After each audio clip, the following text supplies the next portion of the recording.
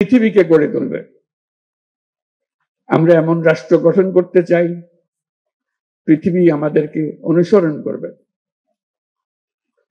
জুলাই গণঅভ্যুত্থানের মধ্য দিয়ে আমরা বৈষম্য, দুর্নীতিমুক্ত একটি সমৃদ্ধ দেশ গড়ার যে অগ্রযাত্রা শুরু করেছি, তার সফল বাস্তবায়ন করতে হলে ধর্ম, বর্ণ ভেদাভেদ ভুলে সকলকে একসঙ্গে কাজ করতে হবে। সব অশুভ, অন্যায়, অন্ধকারকে পরাজিত করে ঐক্য সম্প্রীতির জয় হবে। বাংলাদেশ এগিয়ে যাবে কল্যাণ ও সমৃদ্ধির পথে। সবাইকে আবারও শারদীয় দুর্গোৎসবের শুভেচ্ছা জানাচ্ছি। এবার মনটা শান্ত হলো যে আপনাদের সঙ্গে দেখা হলো দুর্গাপুজো উপলক্ষে। আপনারা সাক্ষী দেবেন যে আমি হাজির ছিলাম।